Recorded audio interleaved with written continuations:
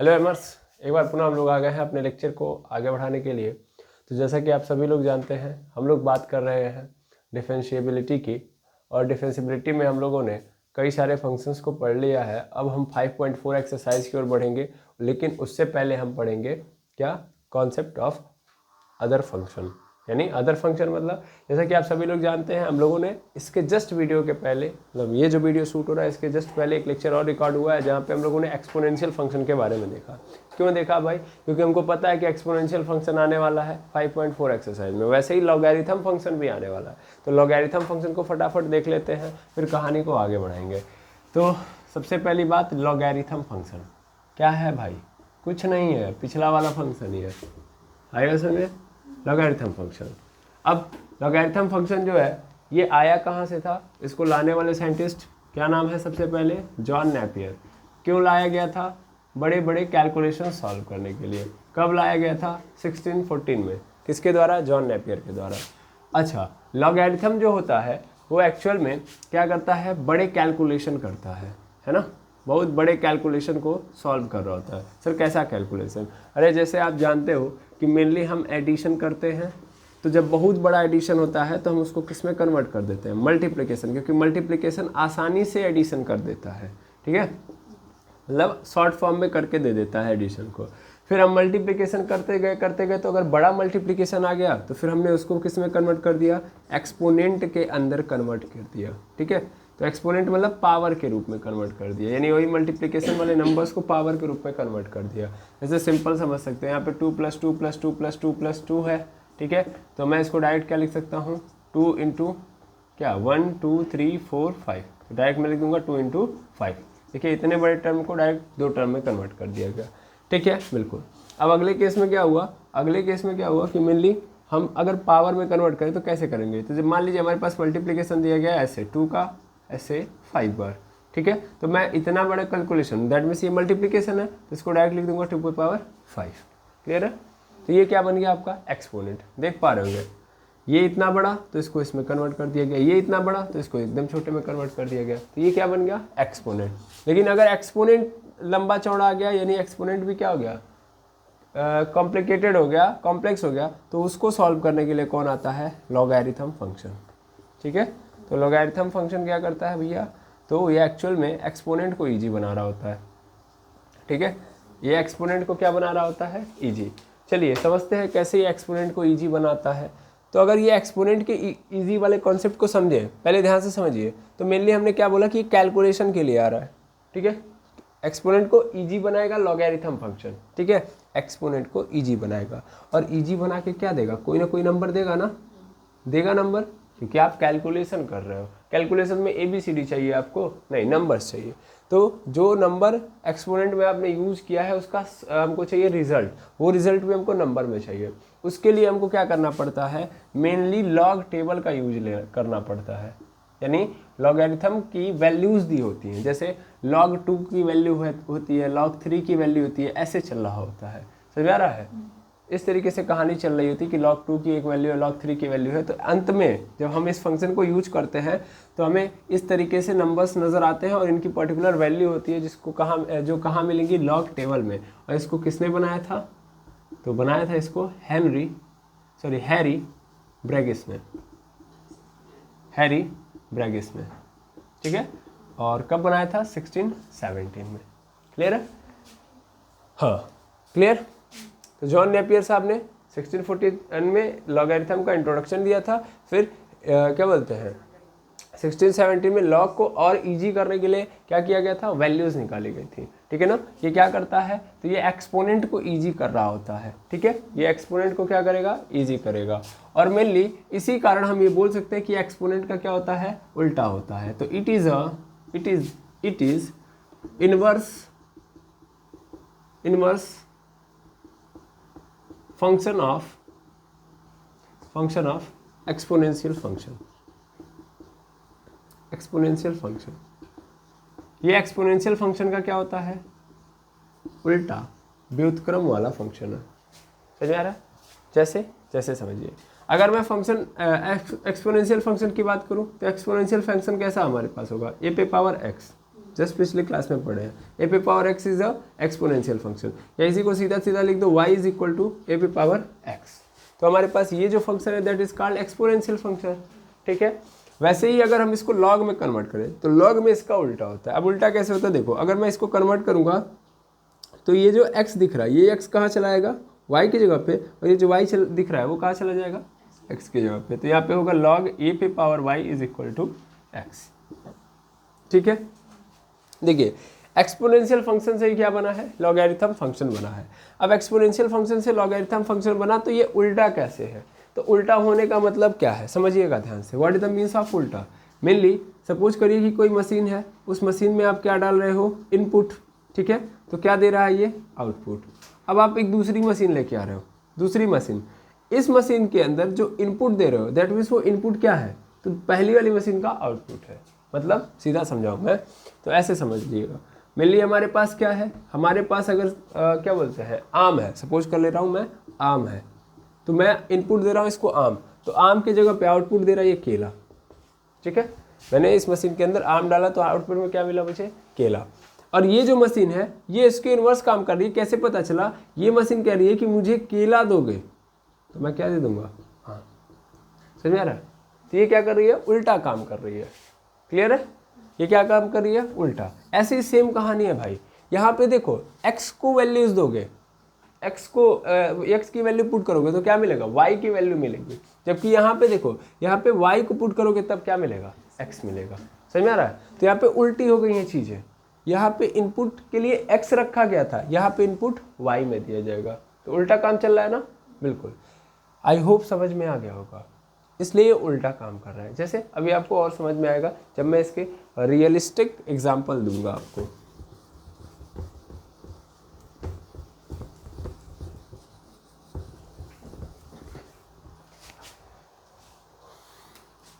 Mainly समझिएगा ध्यान से, सपोज करिए कि मेरे पास कोई फंक्शन है, ऐसे सपोज कर लेता हूँ, सॉरी कोई फंक्शन है एक्सपोनेंशियल फंक्शन, तो 2 पे पावर 3 है, 2 पे पावर 3, आंसर क्या मिलेगा हमको, 8 मिलेगा। 2 पे पावर 3 लिखा तो आंसर क्या मिलेगा, 8। It is a exponential function, yes और नो, बिल्कुल ये एक्सपोनेंशियल फंक्शन है कि 2 पे पावर 3 करोगे तो 8 मिलेगा। अच्छा, लॉग में जब लिखेंगे तो जानते हैं क्या लिखेंगे, लिखेंगे लॉग 2 पे पावर 8 इज इक्वल टू, ये क्या हो जाएगा 3। अब समझो ध्यान से, देखो यहाँ पे क्या लिखा है, 2 पे पावर 3 इज इक्वल टू 8, और ये कह रहा है कि लॉग 2 पे power 8 is equal to 3। Mainly log में ये आप ध्यान देंगे, जैसे यहाँ पे क्या होता है, ये क्या होता है, बेस होता है, और ये क्या होता है, पावर होता है, ठीक है। ऐसे ही यहाँ पे ये भी क्या होता है, बेस होता है, और ये अपने आप में क्या होता है, पावर होता है, ठीक है ना। लेकिन डिफरेंस है, ये पावर इस पावर जैसा काम नहीं करता है, इस एक ही मेन पावर ये है, ठीक है ना। आगे समझ में आएगा। जैसे देखो लॉग किस टर्म में बात करता है और ये किस टर्म में, ये कह रहा है कि 2 का अगर हम क्या बोलते हैं 3 बार 2 से ही मल्टीप्लाई करें तो आंसर कितना होगा, 8। और यहाँ पे कह रहा है कि 2 को हम कितनी बार मल्टीप्लाई कर दें तो 8 आ जाएगा। यहाँ पे पहले में आंसर दे रहा है, ऐसे बोल रहा है कि 2 को हम 3 बार गुणा करेंगे 2 से ही तो आंसर मिलेगा 8। और यहाँ पे कह रहा है कि 2 के ऊपर हम कितनी पावर रखें, तो यहाँ पे आंसर यहाँ पे है, तो 2 के ऊपर 3 पावर रखेंगे तो क्या मिलेगा 8। देख रहे हैं, उल्टा चल रहा है सब कुछ। यहाँ पे हमें क्या किया है, पावर दे के आंसर दे दिया है, यानी पावर दे के आंसर पूछ रहा है, और यहाँ पे आंसर दे के पूछ रहा है पावर। पकड़ो ध्यान से, कनेक्ट करो, यहाँ पे पावर दिया है, आंसर पूछ रहा है, पावर दे के आंसर पूछेगा, और यहाँ पे आंसर दे के पावर पूछेगा। इतना सा फर्क है दोनों के अंदर, ठीक है। मैं लिख दे रहा हूँ भाई, एक्सपोनेंशियल फंक्शन क्या कर रहा होता है, ठीक है ना। एक्सपोनेंशियल फंक्शन की कहानी में याद रखेंगे कि पावर देके नंबर पूछेगा, ठीक है, नंबर पूछेगा। ये उल्टा करता है, ये नंबर देके पावर पूछेगा, ये नंबर देके पावर पूछेगा,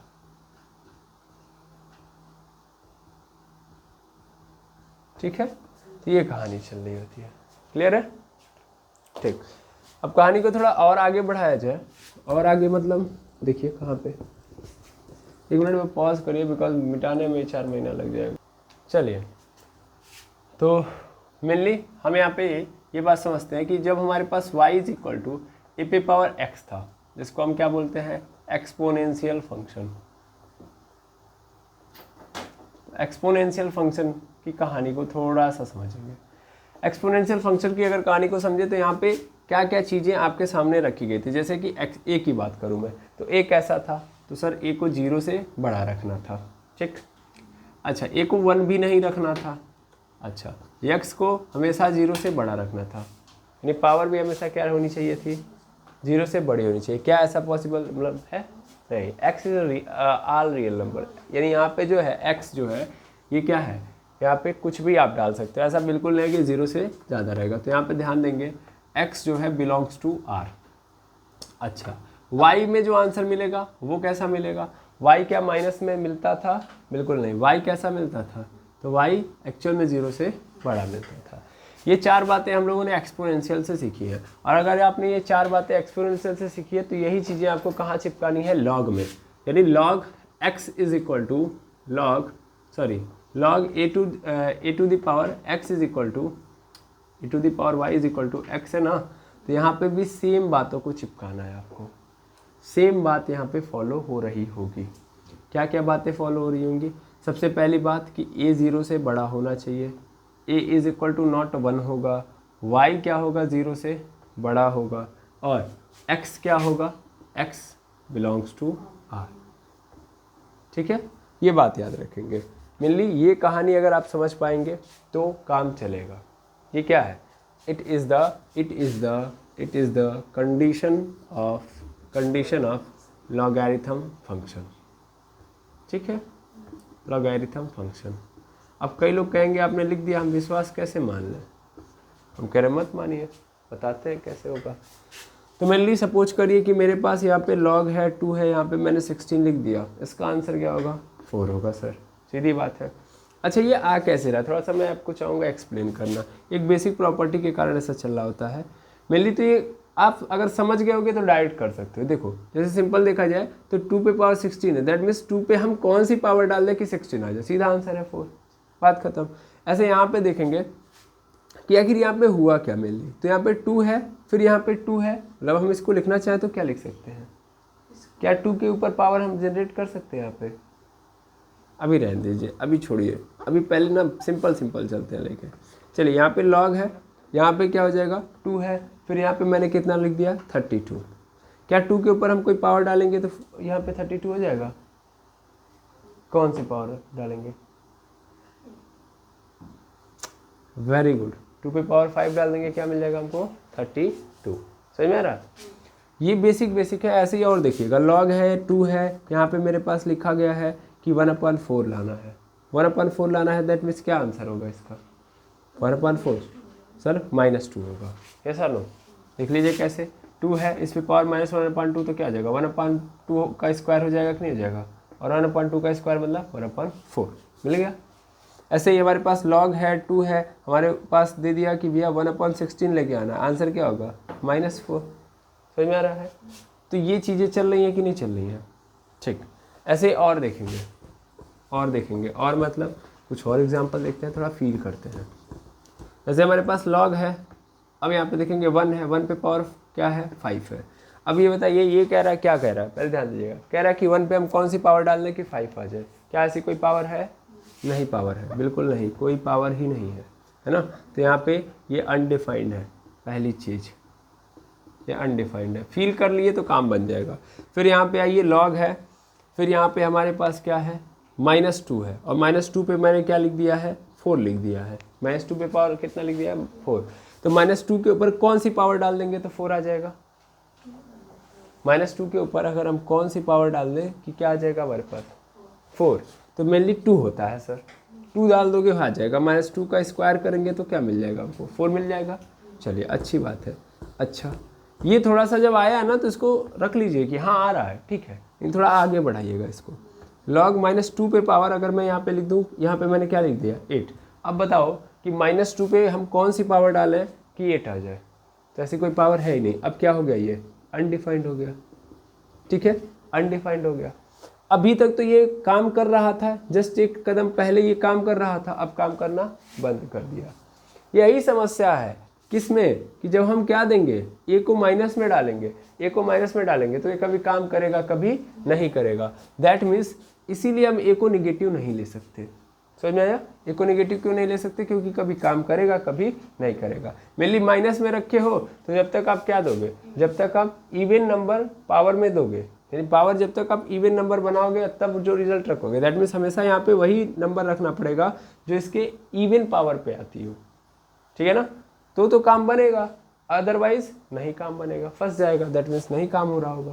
समझ में रहा? तो अनडिफाइंड का केस पैदा हो जाएगा, और अगर अनडिफाइंड का केस पैदा हो रहा है तो सीधी बात है हम क्यों रिस्क लें, इसलिए हम लोगों ने क्या लिखा है कि ए 0 से बड़ा होना चाहिए। ठीक है, यहाँ पे देखो 1 रखा तो अनडिफाइंड बन रहा है, इसलिए ए हमेशा क्या होना चाहिए, 1 नहीं होना चाहिए। ठीक है, तो 2 कंडीशन तो आपको यहाँ से समझ में आ गई। तीसरी और भी कंडीशंस देख सकते हो, जैसे y मैंने लिखा है कि y हमेशा ग्रेटर देन 0 होना चाहिए। यहाँ पे जितनी भी पावर आपने रखी हो सबके सब 0 से बड़ी है। थोड़ा सा मैं आपको समझा देता हूँ, जैसे मैंने यहाँ पे log रखा, 2 रखा, यहाँ पे लिख दिया मैंने -4। मैं कह रहा हूँ 2 पे ऐसी कौन सी पावर में डाल दूँ कि -4 आ जाएगा? कोई ऐसी पावर बताइए जिसको मैं यहाँ पे रखूँ तो -4 आ जाएगा। ऐसी कोई पावर नहीं है, यानी ये भी क्या अपने आप में अनडिफाइंड है। जब ये अनडिफाइंड है तो इस कंडीशन में हम -4 नहीं डाल सकते, है ना? यानी y मेरा हमेशा क्या होगा, 0 से बड़ा होगा। क्लियर है? अच्छा, और x बिलोंग्स टू r, तो x तो सब कुछ आ रहा है ना भाई, x तो सब कुछ आ रहा है। देखो ध्यान से, यहाँ पे माइनस में भी आ रहा है, प्लस में भी आ रहा है, दिख रहा है? यहाँ पे माइनस में भी आ रहा है और प्लस में भी आ रहा है, तो इसका मतलब क्या है, ये आ रहा है ना? अच्छा, मेनली एक और समझो। अब आप कहोगे सर ठीक है, यहाँ पे 4 5 आ रहा है, मतलब माइनस वाले भी आ रहे हैं प्लस वाले भी आ रहे हैं, क्या 0 आएगा? क्या 0 आएगा? ये देखना जरूरी है। तो मेनली अगर हम बात करें, जैसे कि मैं कहाँ पे देख लूँ, एक लाइन में मुझे देखना है, मैं यहीं पे देख लेता हूँ। यहाँ पे log है, यहाँ पे 2 है, और यहाँ पे क्या है, 1 है। कह रहा है मैं 2 के ऊपर ऐसी कौन सी पावर डाल दूँ कि आंसर 0 हो जाए, 1 आ जाए। तो सीधा मतलब है ना, आंसर क्या होगा यहाँ पे 0 डाल दूंगा। 2 के ऊपर पावर अगर मैं क्या डाल दूंगा, 0, तो आंसर मुझे क्या मिल जाएगा, 1। तो मिल गया कि नहीं मिल गया? तो x तो मेरा 0 भी हो रहा है ना भाई। देखो ये रिजल्ट साइड वाला सब का सब क्या है, x वाला है, ये सब x के टर्मिनोलॉजी है, ये सब y है, जो पावर में है वो सब के सब क्या है, y है, और जो नीचवा है वो सब के सब क्या है, a है। क्लियर हो गया कि नहीं हो गया? सभी कंडीशन फुलफिल्ड हो गई कि हाँ a 0 से बड़ा है, a 1 नहीं है, y 0 से बड़ा होना चाहिए, और x बिलोंग्स टू r हमेशा आता है कि नहीं आता है? ठीक, तो आई होप ये लॉगरिथम फंक्शन की बेसिक कंडीशन क्या बोलते हैं, कंडीशन आपको क्लियर हो गए होंगे। एक्सपोनेंशियल के भी मैंने इसी तरीके से पिछले क्लास में क्लियर कर दिए थे, ताकि आपको ये ना लगे कि ये अपने मन से मैंने लिख दिया है और आपको रटना पड़ेगा, नहीं, ये एक्चुअल में ऐसा ही होता है। ठीक, अब बात आती है इसके ग्राफ की। अब किसकी बात आती है, ग्राफ की, कि आखिर लॉगरिथम फंक्शन का ग्राफ कैसा होता है। तो अभी जस्ट आपने सुना कि ये क्या है, ये इनवर्स फंक्शन है।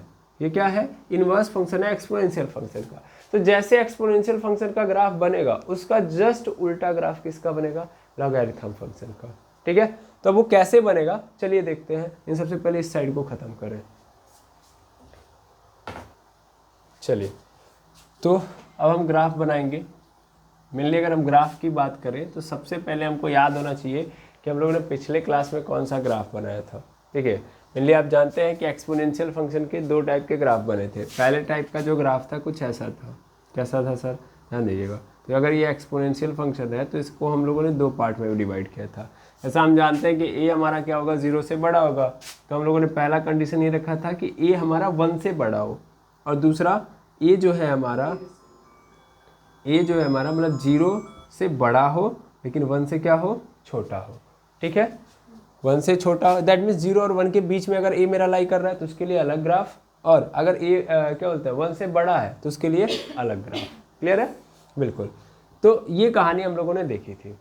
अब मेनली अगर हम इसका ग्राफ बनाए, किसका, जब हमारा एक्सपोनेंशियल फंक्शन ए जो एक्सपोनेंशियल फंक्शन है उसमें जो ए आ रहा है वो 1 से बड़ा हो, तो उस कंडीशन में हमारा जो ग्राफ बना था कुछ ऐसा बना था, अगर आपको याद हो तो। यस सर, नो, ऐसा ही बना था। ये क्या है, ये कहाँ से गया था, तो ये 0,1 से गया था। यस सर, नो, ये क्या है, तब के लिए है जब मेरा a 1 से बड़ा है। ये एक्सपोनेंशियल फंक्शन का ग्राफ है। किस फंक्शन का ग्राफ है, एक्सपोनेंशियल फंक्शन, यानी a पे पावर x का ग्राफ है।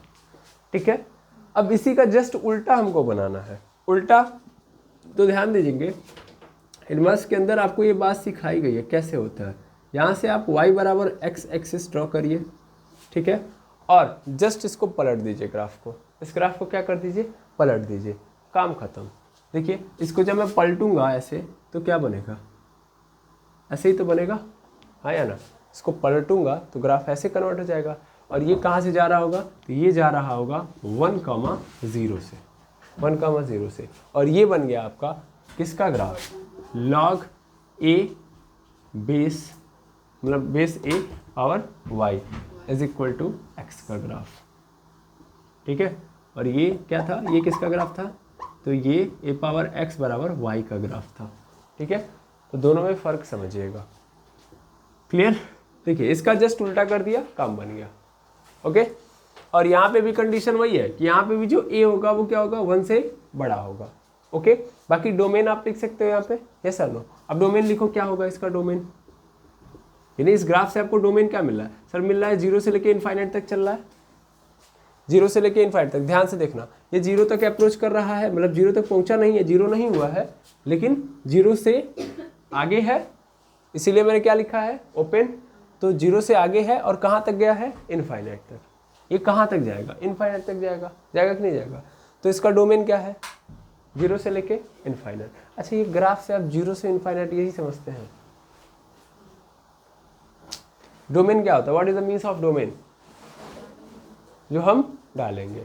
इसमें हम क्या क्या डाल सकते हैं, उसने बोला है कि 0 से लेके इनफाइनाइट तक हम डाल सकते हैं, मतलब उसके बीच में डाल सकते हैं। तो रेंज हमको क्या मिलेगी, रेंज मिलेगी हमको, रेंज मिलेगी ऑल रियल नंबर, रेंज क्या मिलेगी, all real number, clear. Range क्या मिलेगी, ऑल रियल नंबर। डोमेन 0 से लेके इनफाइनाइट, रेंज क्या होगा, ऑल रियल नंबर। और ये हमेशा किससे पास कर रहा होगा, 1,0 से। ऊपर वाला ग्राफ हमेशा 0,1 से पास करेगा, और ये वाला हमेशा 0,1 से, ठीक है ना। ये ऑलवेज पासेस थ्रू, बस समझा रहा हूँ, टेंशन नहीं लेंगे। पासेस थ्रू 0,1, मैं समझाना चाह रहा हूँ, आखिर मैं कहना क्या चाह रहा हूँ। मेनली इस ग्राफ को पकड़ो और इस ग्राफ को पकड़ो, थोड़ा सा ध्यान से देखोगे तो समझ में आएगा। एक्चुअल में जो ये ग्राफ आपने पकड़ा हुआ है, ये वाला जो ग्राफ है, इस ग्राफ के अंदर आप जो वैल्यू डालोगे वो कोई भी रियल नंबर डालो, कोई भी रियल नंबर डालो, मतलब अब ध्यान से समझिएगा, आप कोई भी रियल नंबर डालो, वो आंसर किस में देगा, 0 से लेके इनफाइनाइट तक। इस वाले ग्राफ का अगर मैं डोमेन देखूँ तो डोमेन इसका क्या है, डोमेन है ऑल रियल नंबर, ध्यान देना। और रेंज क्या है, तो रेंज है 0 से लेके इनफाइनाइट तक, ऊपर की कहानी है, ठीक है ना। डोमेन मतलब इनपुट और रेंज मतलब आउटपुट। इसमें क्या होगा, बदल जाएगा ना, डोमेन इनपुट था उसका, तो इसका क्या हो जाएगा, आउटपुट। डोमेन क्या था, रियल नंबर, तो अब ये क्या हो जाएगा, रेंज इसका रियल नंबर हो जाएगा, क्लियर है। ऐसे ही इसका जो रेंज था अब वो क्या बन जाएगा, डोमेन बन जाएगा। मैंने जस्ट बताया मशीन उल्टा काम कर रही है। जो ये मशीन इनपुट लेके आउटपुट देती थी, तो दूसरी वाली जो मशीन है वो जो आउटपुट दे रही है उसको इनपुट के रूप में लेगी, और जो इनपुट दे रही है उसको आउटपुट में कन्वर्ट कर देगी। तो यही हुआ कि डोमेन हमारा क्या हो गया है, 0 से लेके इनफाइनाइट की ओर चला गया है। मतलब आप डोमेन जो है, मतलब जो भी दोगे वो 0 से इनफाइनाइट के बीच में दे सकते हो, समझ में आ रहा है। यानी ये जो y की वैल्यू है, ध्यान से देखना, ये जो y की वैल्यू है 0 से बड़ी होगी, लेकिन इनफाइनाइट तक, यानी निगेटिव नंबर नहीं डालना है, सीधा दिख रहा है आपको। यानी आप जो y पे वैल्यू डालोगे वो कैसी डालोगे, 0 से ऊपर पॉजिटिव नंबर्स, नॉट निगेटिव। और देखो ध्यान से, ग्राफ ऐसे ही तो चला है या ना, क्लियर है कि नहीं है, ठीक। 0 से बड़े वैल्यूज को आप अप्रोच करोगे तो आपको ऐसे मिलेगा, ठीक है। और x में आपको क्या मिलेगा, ऑल रियल नंबर, ठीक है। आई होप समझ में आ गया होगा कॉन्सेप्ट, क्रिस्टल क्लियर। चलिए अच्छी बात है। तो सबसे पहले इसको आप क्या करिए, नोट करिए। चलिए ये देखिएगा मेरे लिए, तो ये हमारे पास है पुनः एक और लाइन, ये y ये x। अब हम क्या बनाएंगे, अब हम एक्सपोनेंशियल फंक्शन का वो ग्राफ बनाएंगे जब मेरा जो a है वो 0 और 1 के बीच में लाई कर रहा हो, ठीक है। तो जब हम यहाँ से ग्राफ ऐसे बनाएंगे तो मेरा ग्राफ कुछ ऐसे जाएगा, ठीक है। इस बार भी ये कहाँ से कट करते हुए जाएगा, 0,1 से। तो हमेशा एक्सपोनेंशियल फंक्शन का जो ग्राफ होता है वो 0,1 से पास कर रहा होता है। ठीक है, ये कैसा है, तो ये है y is equal to A to the power x का ग्राफ। ठीक है, और इसमें भी कंडीशन है कि इसमें जो a होगा वो 1 से छोटा होगा और 0 से बड़ा होगा। ठीक है, इस बात को याद रखेंगे। ठीक, अच्छा, अब अगर हम इसका उल्टा बनाएं, इसका उल्टा ग्राफ बनाएं, मेनली हम फिर से क्या करेंगे, फिर से यहाँ से एक लाइन पास करेंगे। ठीक है, और लाइन पास करेंगे y बराबर x, और यहाँ से इस ग्राफ को पलटेंगे। ठीक है, तो मेनली जब ग्राफ को पलटेंगे तो कुछ इस तरीके का ग्राफ आएगा।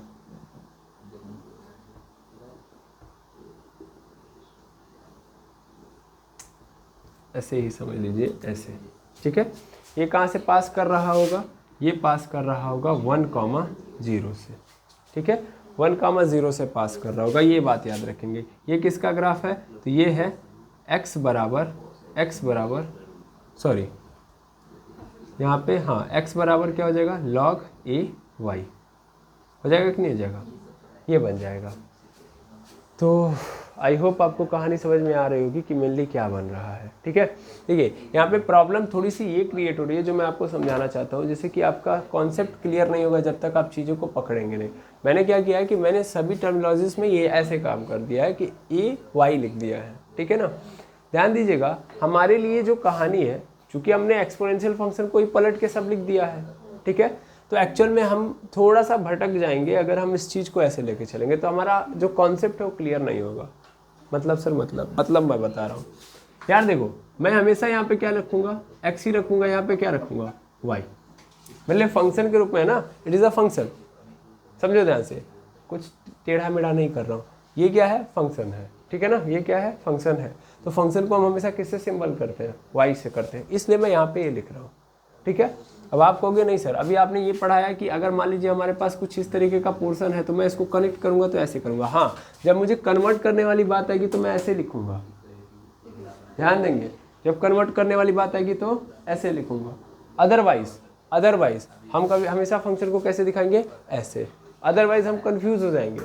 कन्वर्ट करना है, ये है, ठीक, लेकिन यहाँ पे कहानी ये है।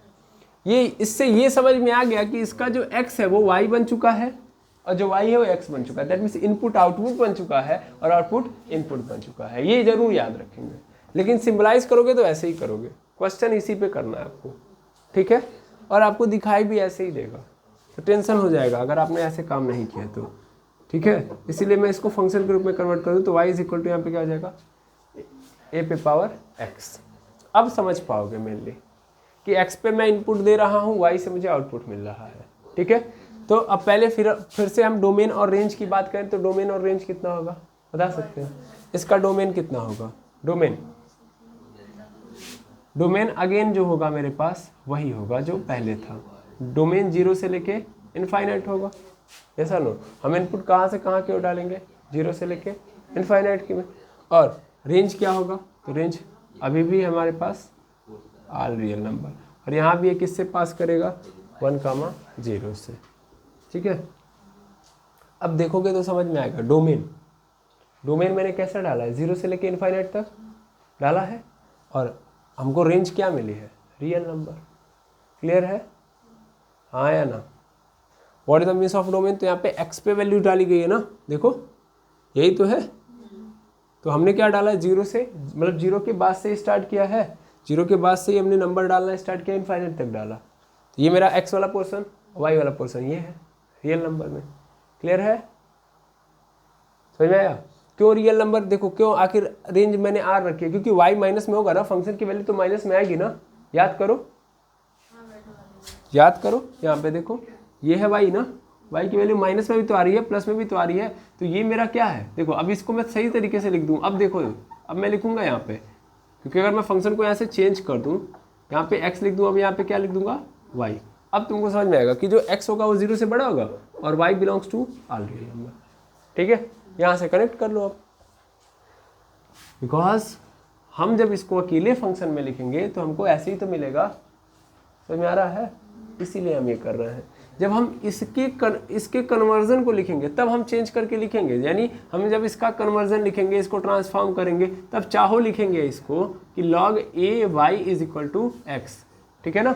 समझाने के लिए मैंने आपको समझा दिया है इसके पहले कॉन्सेप्ट पूरा। तो जब इसको कन्वर्ट करेंगे तो यही लिखेंगे, लेकिन जब इसको आइसोलेटेड फंक्शन के रूप में लिखेंगे, यानी इस फंक्शन की केवल लॉगरिथम फंक्शन की बात करेंगे, तब हम ऐसे लिखेंगे। अरे भाई हम जीवन भर उसको नहीं ना लेके आएंगे, इसका अलग पहचान है ना। जैसे हम ट्रिग्नोमेट्रिक फंक्शन पढ़ते हैं तो ट्रिग्नोमेट्रिक फंक्शन की पहचान अलग है। हाँ जरूरी है कि उसी से निकला हुआ है इनवर्स ट्रिग्नोमेट्रिक फंक्शन, निकला तो उसी फंक्शन से है, लेकिन क्या हम जब पढ़ेंगे तो त्रिकोणमिति को बार बार लेके आएंगे तभी उसको चलाएंगे आगे? नहीं, इनवर्स ट्रिग्नोमेट्रिक फंक्शन के अपने फॉर्मूले हैं, यस और नो, अपने खुद के फॉर्मूले। हाँ जरूरी, ये भी बहुत अच्छी बात है कि ये उन्हीं से निकले हुए हैं, बट हम इनवर्स ट्रिग्नोमेट्रिक फंक्शन को सॉल्व करते हुए ऐसा नहीं कि बार बार उनको लेके आएंगे। ऐसे ही सेम कहानी यहाँ पे भी है, इनका अलग पहचान हुआ, एक अलग फंक्शन बन चुके हैं, निकले वहीं से है, लेकिन ये भी एक अलग फंक्शन है। क्लियर है? तो कॉन्सेप्ट क्लियर हो गया होगा ग्राफ को लेके और डोमेन और रेंज को लेके। ठीक है, याद रखने वाली जो बात है उसको नोट करके लिख लीजिएगा कि एक्सपोनेंशियल फंक्शन का ग्राफ हमेशा 0,1 से जाता है, जबकि जो लॉगरिथम फंक्शन होता है उसका ग्राफ हमेशा पास करता है 1,0 से। ठीक है, अब कुछ नई नई बातें सीख लेते हैं। ठीक है, चलिए नई बातें क्या सीखेंगे ये देखिएगा। चलिए अब आगे की कहानी को देखेंगे। तो ग्राफ देख लिया, डोमेन रेंज देख लिया, अब थोड़ी प्रॉपर्टी को भी डील करते हैं। ठीक है, तो मेनली प्रॉपर्टी को डील कैसे करेंगे तो ध्यान दीजिएगा, कुछ बेसिक फंक्शंस है, कुछ बेसिक बातें समझिएगा। मेनली लॉग की अगर हम बात करें तो अब देखिए, अभी कुछ देर के लिए एक्सपोनेंशियल को माइंड से हटाइए, ठीक है, लॉग को लेके आइए।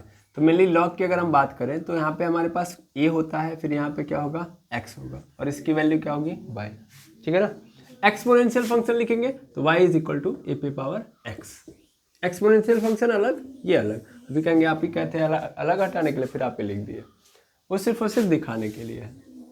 मेनली यहाँ पे आइएगा, अगर हम इसकी बात करें तो इससे पहले हम यहाँ पे आते हैं, कुछ इसकी बातें करते हैं। जैसे मान लीजिए हम लोगों ने देखा है कि अगर y इज इक्वल टू 10 पे पावर x है, तो इसको हम लोग क्या बोलते हैं, इसको हम लोग नाम देते हैं कॉमन एक्सपोनेंशियल। ऐसा नो, कॉमन एक्सपोनेंशियल। और ऐसे ही अगर y is equal to E to the power x है ना, E to the power x है।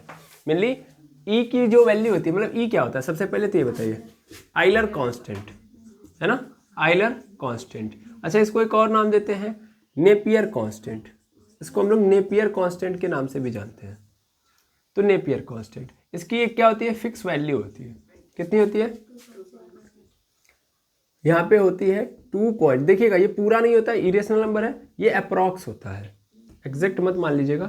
2.718 ये वैल्यू होती है ई की, यानी ई इज अप्रॉक्सीमेट 2.718। और क्या है ये, it is a irrational number, है ना, तो इरेशनल नंबर है। क्लियर है? अब ध्यान से समझिएगा, तो mainly E to the power x है, इसको हम लोग क्या बोलते हैं, इसको हम लोग क्या बोलते हैं, नेचुरल एक्सपोनेंशियल। नेचुरल एक्सपोनेंशियल, तो इसको हम लोग नेचुरल एक्सपोनेंशियल बोलते हैं। यहाँ पे देखिएगा फंक्शन भी आप डाल सकते हो, तो कॉमन एक्सपोनेंशियल फंक्शन और नेचुरल एक्सपोनेंशियल फंक्शन। क्लियर है? ऐसे ही लॉग के अंदर भी होता है, लॉग के अंदर भी सेम कहानी चलती है। यानी अगर मान लो लॉग है हमारा और लॉग में हमने पावर क्या ले लिया, 10x, that means y is equal to क्या है, लॉग 10x। तो इस कंडीशन में ऐसे फंक्शन को हम लोग क्या नाम देंगे, यहाँ पे बोलेंगे हम लोग common logarithm function, logarithm function. ठीक है, और अगर आ गया हमारे पास log e to the power x, log e to the power x, तब इसको हम लोग क्या नाम देते हैं, इसको हम लोग नाम देते हैं नेचुरल लॉगरिथम फंक्शन। ठीक है, मेनली अगर हम log ex को लिखें तो इसको हम ऐसे भी लिख सकते हैं ln x, आपको ऐसे भी लिखा हुआ नजर आएगा। ठीक है, डायरेक्ट ln लिखा होगा और बगल में x, तो ln x का मतलब आपको तुरंत पकड़ लेना है ये किसकी बात कर रहा है, log e to the power x, याद रखिएगा बिल्कुल। या सिंपली इसको हम केवल और केवल log x भी लिख देंगे। तो केवल log x लिखा है तो सीधा मतलब समझ लेंगे यहाँ पे क्या है, बेस में क्या है, बेस है हमारा e। क्लियर है? तो log e to the power x को नेचुरल लॉगरिथम फंक्शन बोलते हैं, या इसी को हम ln x लिख देंगे और या इसी को हम लोग क्या बोल देंगे, log x, सिंपल सिंपल। ठीक है, ये बहुत बेसिक बात है, ये याद होना चाहिए आपको, याद होगा भी। अब बेसिक प्रॉपर्टीज देखते हैं एक्सपोनेंशियल की भी और लॉगरिथम के भी। बेसिक प्रॉपर्टी जब डील कर लेंगे तो उसके बाद हम डिफरेंशिएबिलिटी वाला टर्म यूज कर लेंगे और गेम क्या हो जाएगा अपना खत्म। तो मैं सबसे पहले इसको मिटा रहा हूँ, ठीक है। चलिए बेसिक बातें देख लेते हैं, बेसिक प्रॉपर्टी या बेसिक रूल।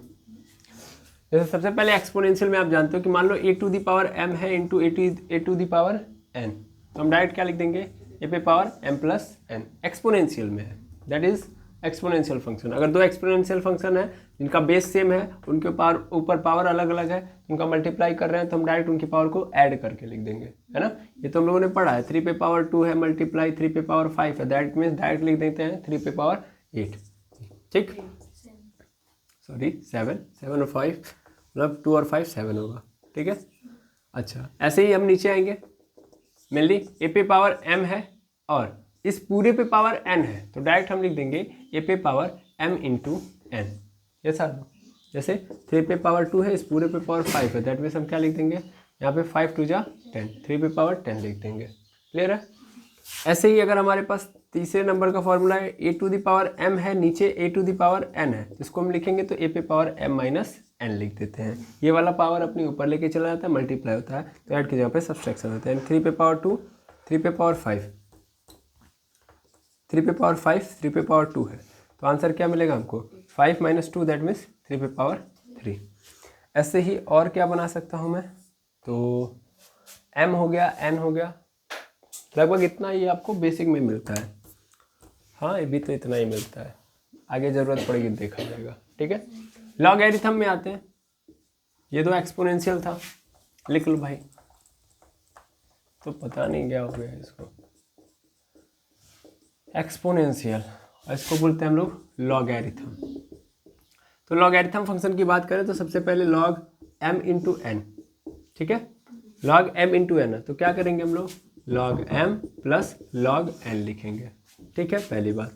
दूसरी बात, लॉग m मान लेते हैं लॉग m अपॉन n है, लॉग m अपॉन n, तो क्या होगा log m minus log n, ठीक है, लॉग n।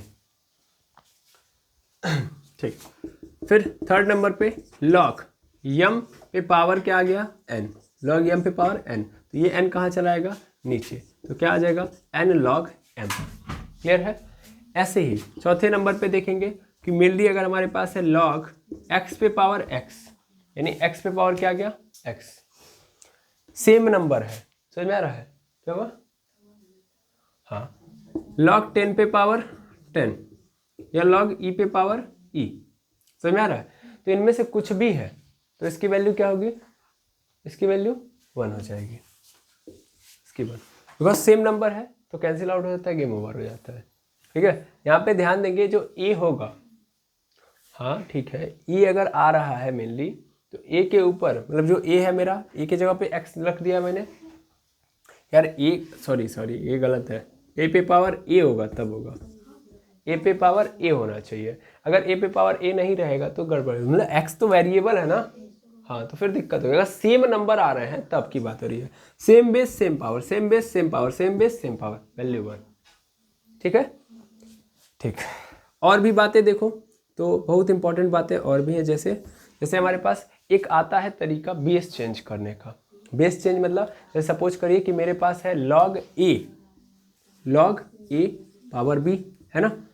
अब हम चाहें तो इसको किस लॉग के अंदर कन्वर्ट कर सकते हैं, तो नेचुरल के अंदर कन्वर्ट कर सकते हैं।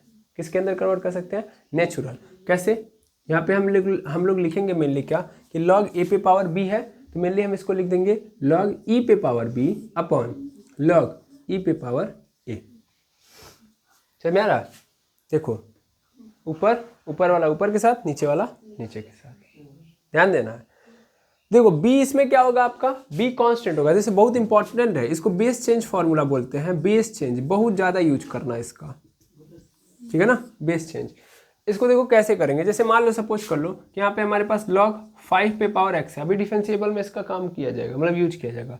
तो जब हम इसको लिखना चाहें अगर, तो क्या लिख सकते हैं, इसको हम लोग लिख सकते हैं e to the power x, और इसको क्या लिख सकते हैं इसको हम लोग लिख सकते हैं यहाँ पे e⁵। अब देखना ध्यान से, ये क्या है, ये कांस्टेंट है, ये कांस्टेंट है कि नहीं है? कैसे कांस्टेंट है? देखो नीचे वाला भी कांस्टेंट, इसके ऊपर वाला भी कांस्टेंट, तो अगर दोनों कांस्टेंट है तो इसका मतलब ये नीचे वाला पूरा का पूरा क्या है, कांस्टेंट है। यहाँ पे ये कांस्टेंट नहीं, ये वेरी कर रहा है। तो जब डिफरेंशिएबिलिटी करोगे यानी डिफरेंशिएशन करोगे तो इसको बाहर कर लोगे। डिफरेंशिएशन किसका और किसका होगा? केवल और केवल log e⁵x का। समझ में आ रहा है नहीं आ रहा? तो इसको आप बाहर कर देंगे। क्लियर है? बेस चेंज का फॉर्मूला कैसे यूज करना है, हाँ या ना? ठीक है, और भी कहानियाँ आप सीख सकते हो। मतलब मेनली अगर हम यहाँ से एक और फार्मूला बनाएं तो हम ये ले सकते हैं कि मेनली सपोज करिए कि हमारे पास a है log a⁵x है, a है log a⁵x है, तो मेनली इसका जो आंसर होगा वो क्या होगा? x होगा। इसका आंसर क्या हो जाएगा? x। ठीक है, या अगर हमारे पास e⁵log x है, e⁵log x है, तो भी इसका आंसर क्या हो जाएगा? x होगा, याद रखिएगा। या अगर 10 है log, ध्यान देंगे 10 पे पावर x है, 10 है log 10 पे पावर क्या है? x है। मैं समझाना चाह रहा हूँ, जानते हैं क्या समझाना चाह रहा हूँ? मैं ये समझाना चाह रहा हूँ कि जो बेस है, बेस के बगल में भी नंबर वही है। समझ में आ रहा है? ध्यान देना, बेस है और जो बगल वाला नंबर है मल्टीप्लाई के फॉर्म में वो भी सेम नंबर है, तो उस कंडीशन में केवल और केवल आंसर क्या बचेगा?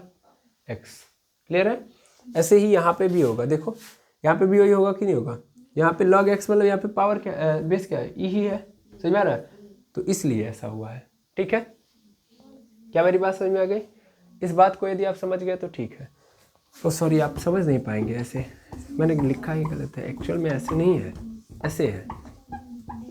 जैसे देखिए ये a है ना, a के ऊपर पावर log ax है, ऐसे है। ठीक है, या e है, e के ऊपर पावर log ex है, या 10 है, 10 पे पावर जो है log 10x है। ठीक है, तो आंसर क्या मिलेगा आपको? x। ये बेसिक तरीका था जो आपको आगे यूज करना है। ठीक है, बाकी अब इसके बाद क्या स्टार्ट हो जाएगी? डिफरेंशिएबिलिटी। ठीक है, पहले आप इतना नोट करेंगे, बेसिक है। चलिए, तो अब डिफरेंशिएशन के इसके फॉर्मूले देख लेते हैं।